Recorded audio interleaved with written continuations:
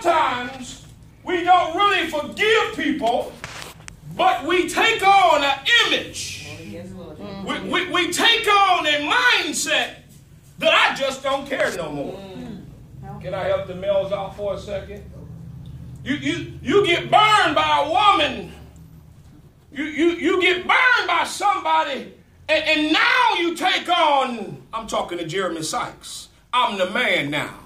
You hear what I'm saying? So did you really forgive that person, or did you hide it under the rug of, I don't care? Did you really hide it under the rug of being a male chauvinist, an egotistic individual who's now full of themselves because they're really trying to hide the hurt that's on the inside of you? Somebody say something to me. So I'm telling you, there's a lot of us in this room, I'm saying, including me, who have said and confessed, I forgive you. But watch this. Number two, did you forgive them, or are you really just avoiding them? Did you really forgive them? Watch it. Or are you avoiding the hurt and pain that's really in the back of your mind? Wow. You know what I'm saying to you? If you truly forgive somebody, there's no resentment, there's no remorse, there's no anger, there's nothing festering in your heart or in your mind. We said it on last week. An individual who said they forgive you, or you forgive somebody, and if you say, you know you're going to see the individual at the party or at church, if you're getting dressed, putting your best on because you know they're there, chances are you still have something in your heart. My Lord. My Lord.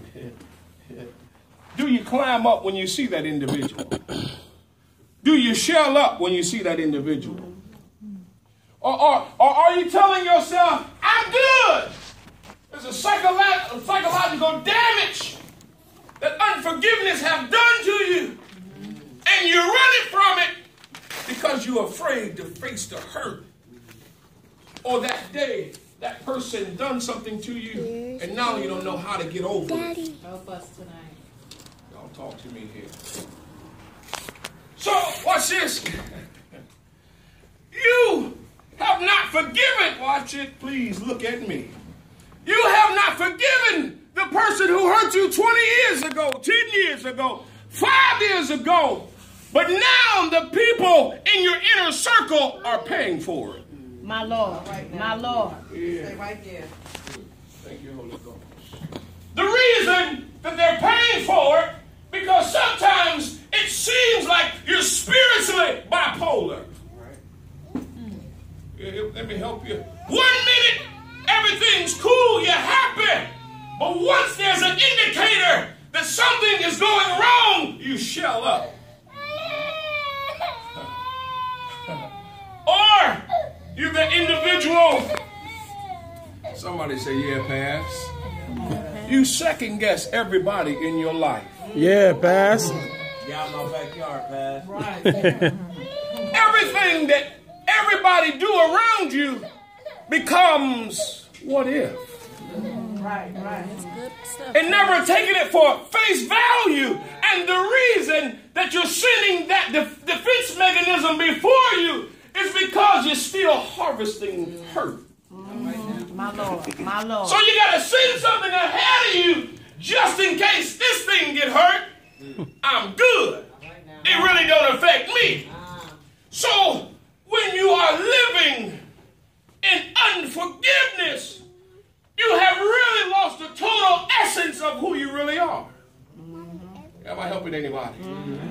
So watch this. I can't tell on nobody but myself. At one time, Travis, there was a time where I was so hurt, I sent out my representative. You hear what I'm saying to you? I sent him out to meet everybody else in front of me. So if you meet him, he doesn't care. He's a male chauvinist. And if you meet him and break him, I'm still reserved. Right. Watch the powerful part of this, Vanessa. At one time, I was able to turn him on and off. But 36 years later, I want them to turn off. I want to get close to people, Mosley, sometime, but I'm really playing double dutch. Should I? Right. Right. I really want to get close to you. Watch this. But my hand has been burned so many times. Right. I agree. And so, because I don't want my hand burned again, watch this, Angie, I keep my hands in my pocket. I don't allow my hands to get close to anything or anybody because of fear. Tap your neighbor, say, fear have crippled you.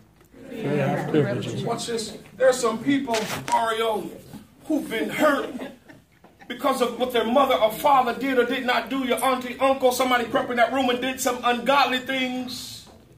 And now that individual is being raised mentally, always angry. At work, they're angry. At home, they're angry.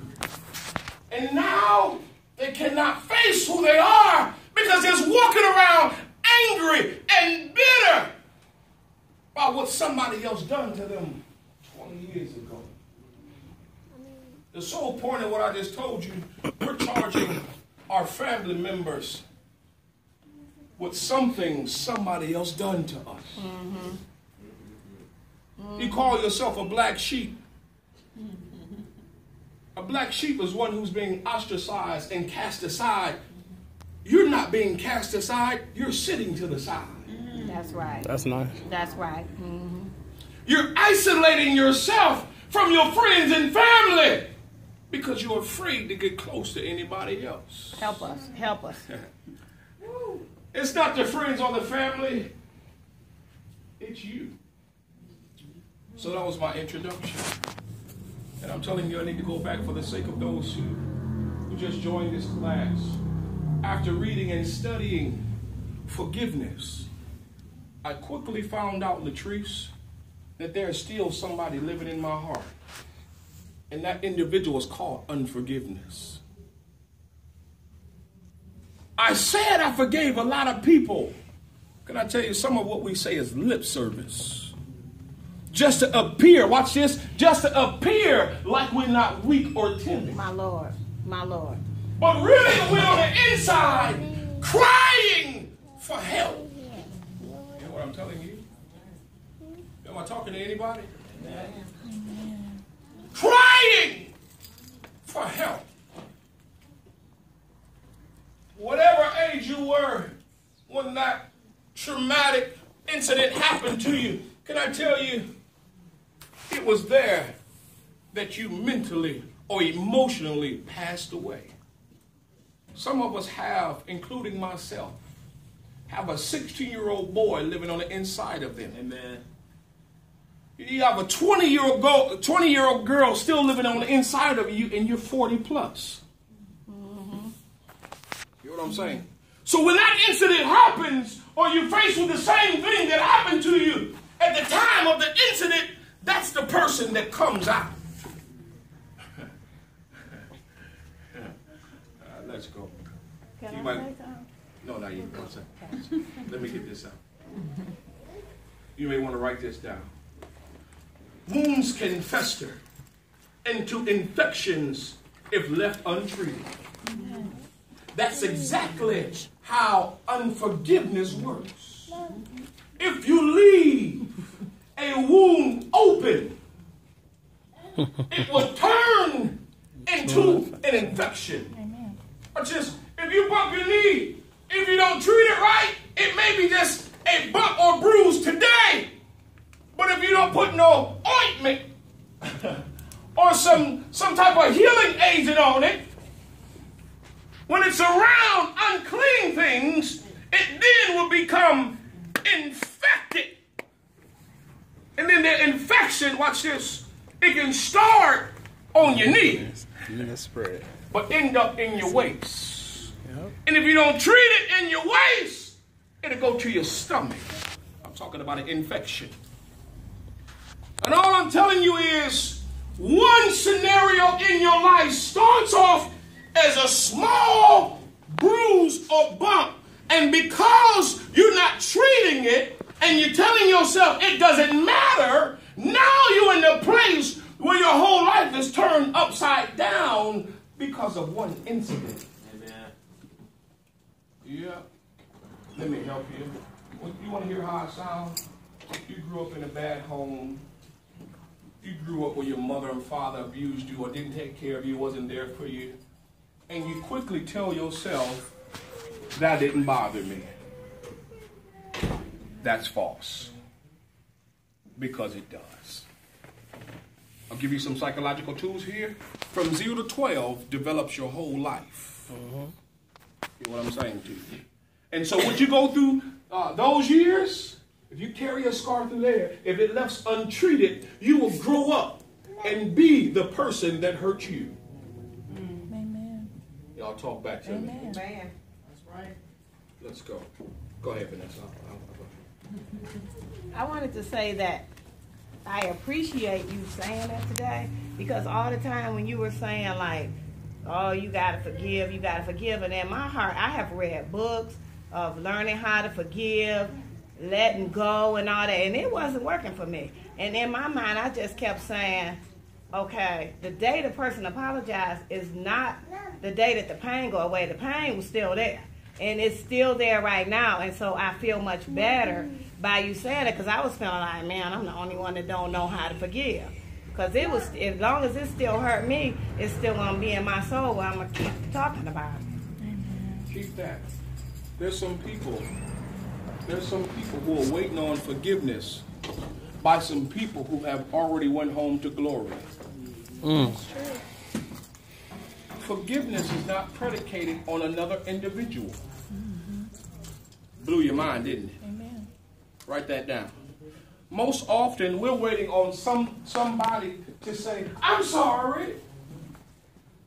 It's not predicated on what they say or what they don't say. It's a release of something that comes out of your heart. Amen. Whether they say it or not. That's all I'm saying. So, watch this. We're talking about the infection. Let's go watch this.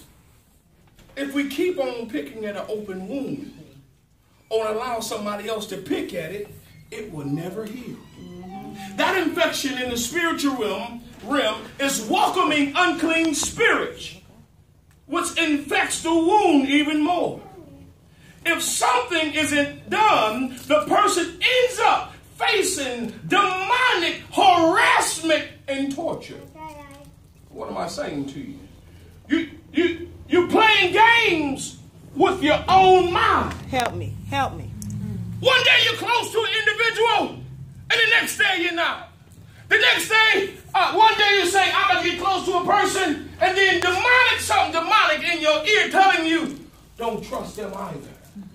They're just like the other person who left you. Y'all don't hear them little whispers in your ear? That's not crazy.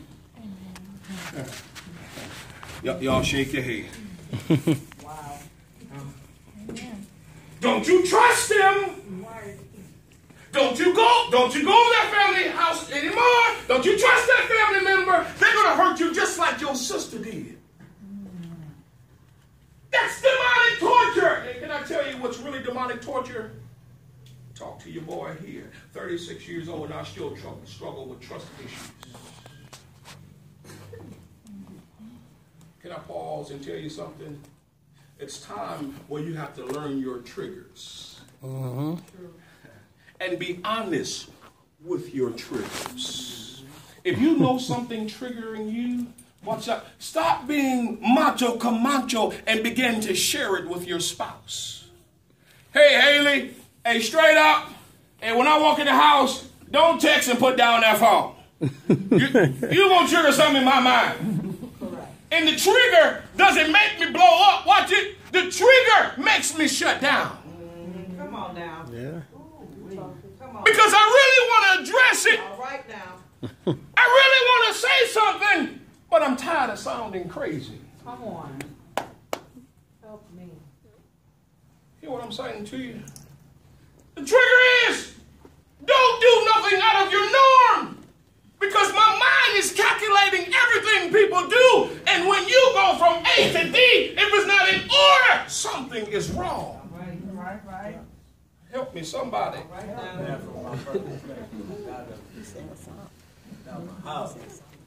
That's demonic torture. It's torture. And I'm telling you, 10 years ago, I'm a little bit better than I was 10 years ago, let me tell you that much.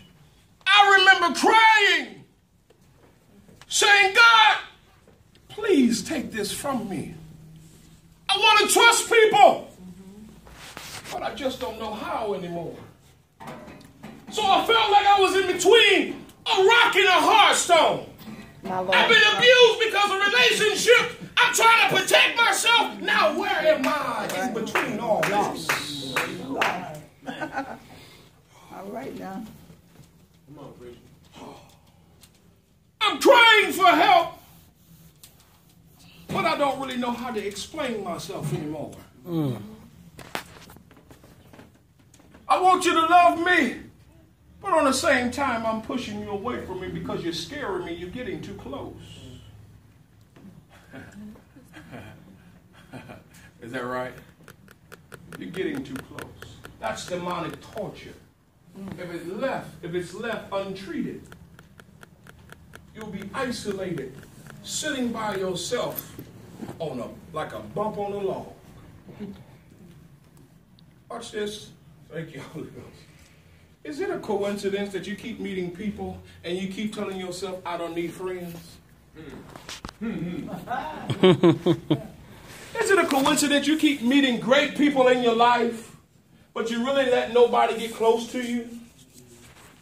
Most women who've been abused, mentally bad relationships, always tell themselves, and maybe their sister or their brother, girl, I don't want no females as my friend.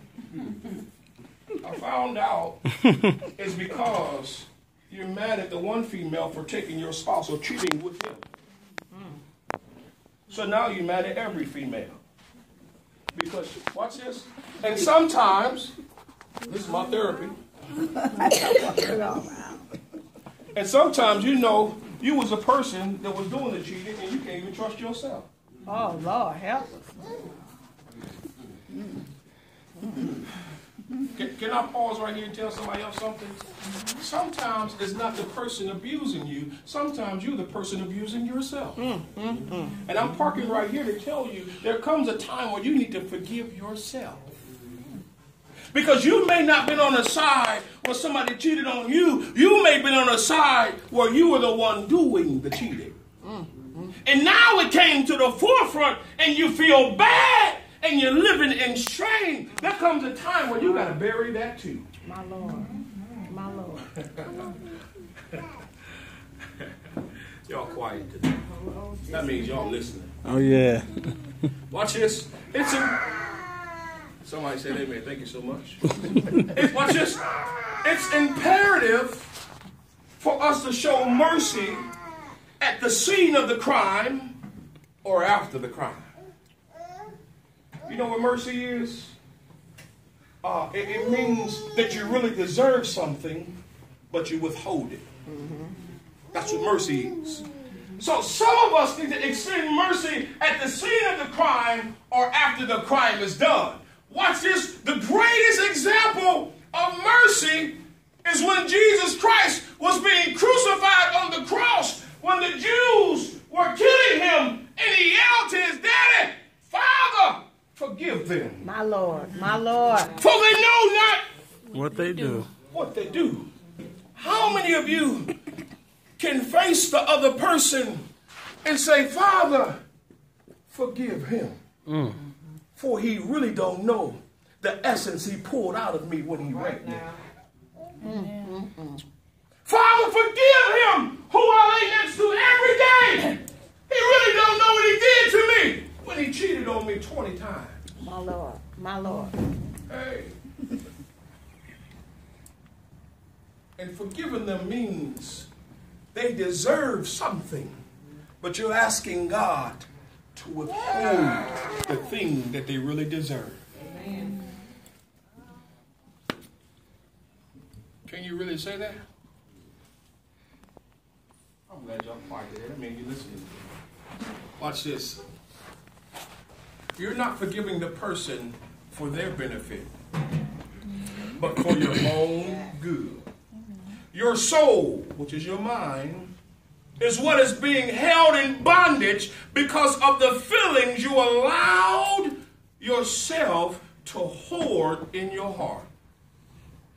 So the reason that you have to release people and forgive people is so you can come out of bondage. Mm-hmm. Could I say that again?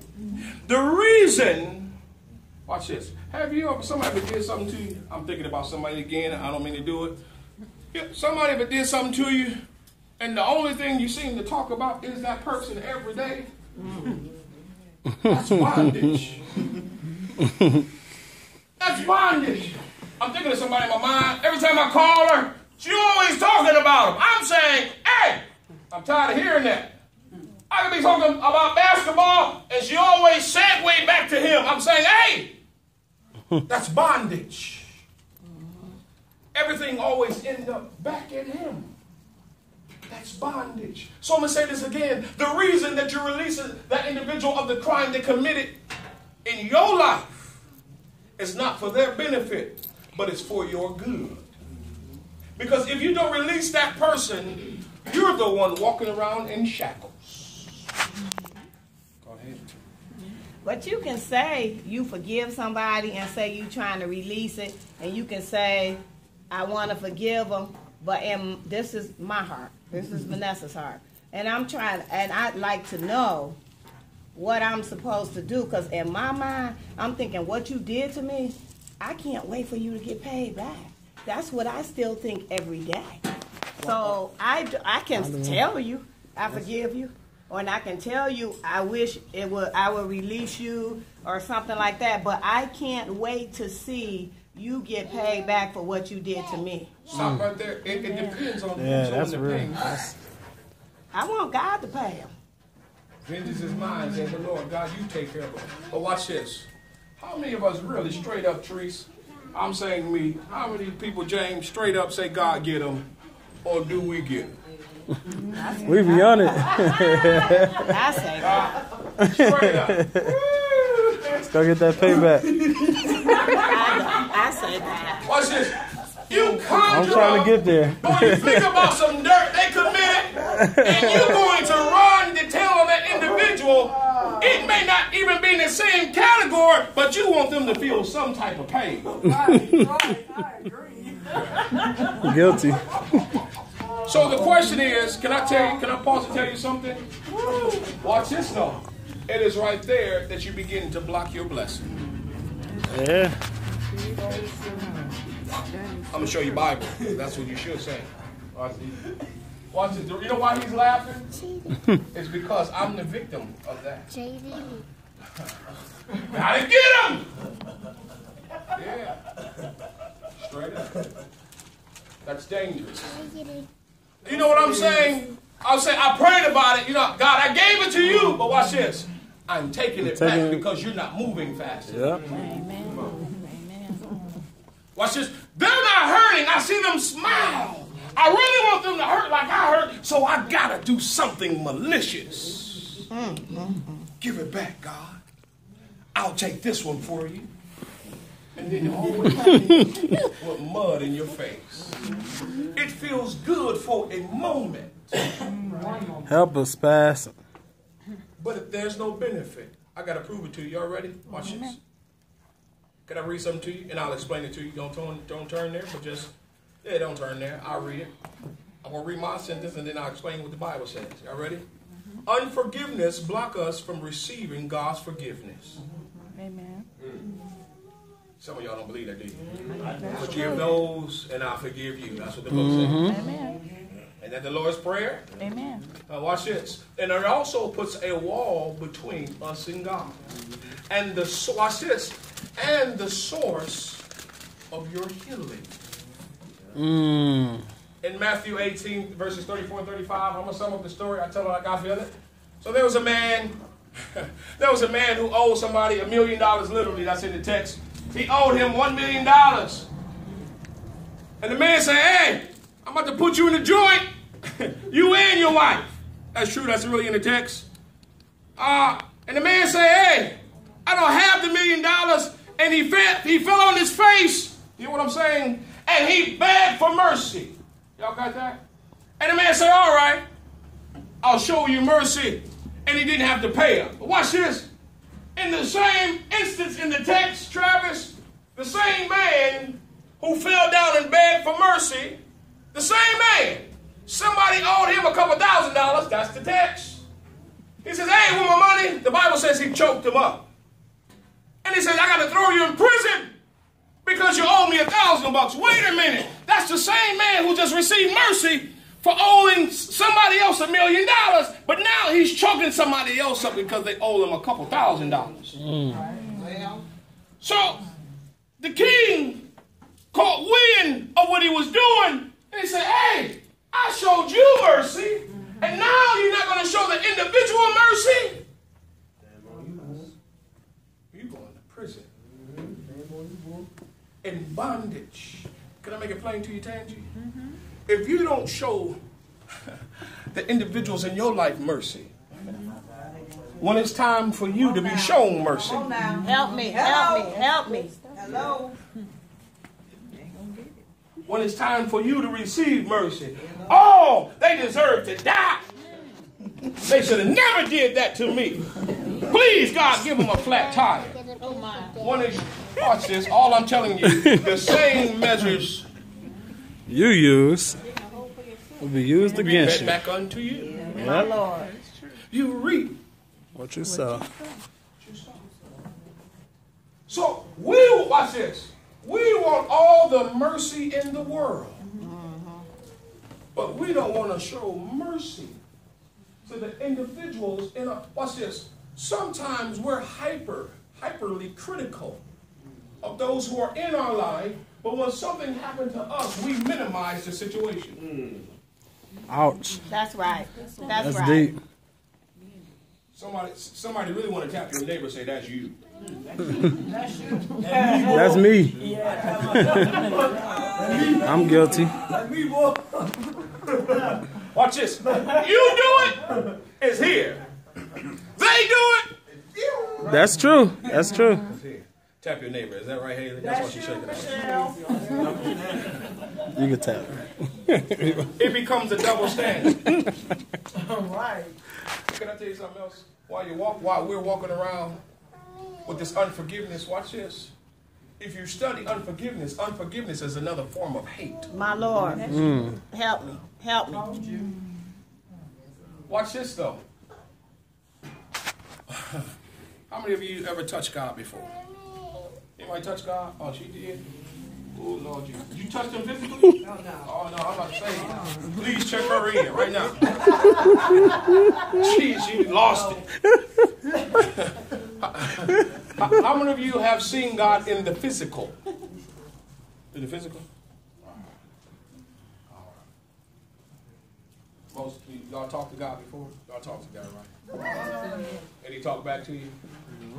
Through his word. Through the word. Please say that, through his word. Through the word. Well, watch this, though. You believe in a God that you never seen, that you never touched. And you hate the person who did you wrong once. Ouch. That's Bible, ain't it?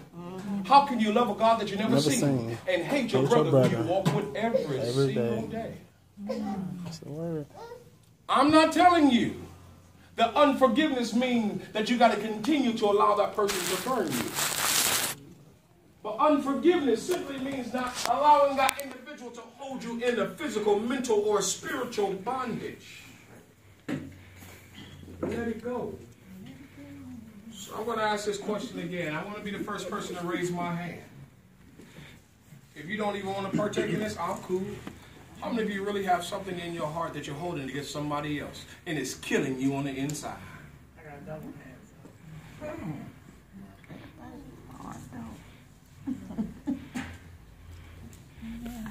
I'm telling you today, let it go. I'm telling Jeremy Sykes today, let it go. I now, because of this class, I have to go back and revisit the things and the people I said I forgave. Because I don't know that I really did. Amen. I hid it in my heart. I didn't deal with the individuals. what I'm saying to you? Amen. There's some pain on the inside of us that's causing some of us to be stagnated, not being able to move. You're not developing in life. You're not going anywhere in life because you're still stuck on what somebody did or did not do. Now, let me close with this. She all right. You all right? That don't bother me. That's all right. Is that right?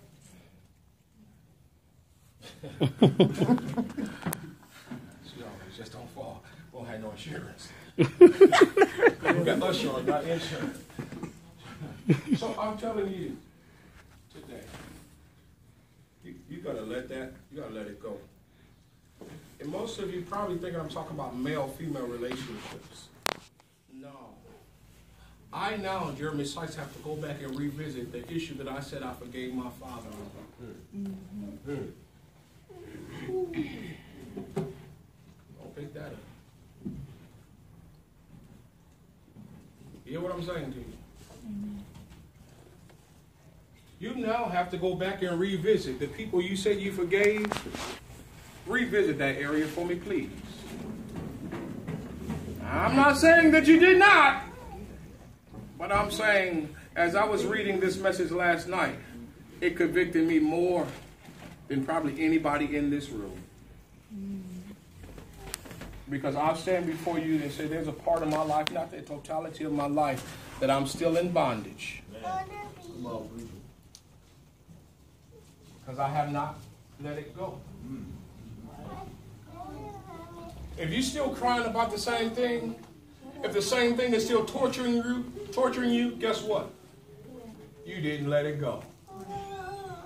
You had 10 good days, but that one bad day, you didn't let it go.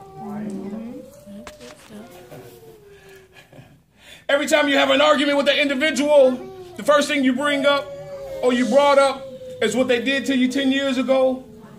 It's still holding you. Is that right? Amen. That's good stuff. Let me say this for the last time. And watch this. I'm not telling you, I'm not the preacher who's going to tell you, and there's nowhere that you're going to study, if you're silent in your study, that tell you that forgiveness happens overnight, because it doesn't. It's a process. It does not happen overnight. And I'm telling you, there's some people that I had to stay away from because I wasn't ready to face it yet. But now when you get strong enough, you ought to go back and face it. Sometimes you can't face it in the physical, but you got to face it in the mental. There's some people who done me wrong, Treese. I now have to go back and say, I still forgive you, even though you didn't say sorry. Everybody to your feet.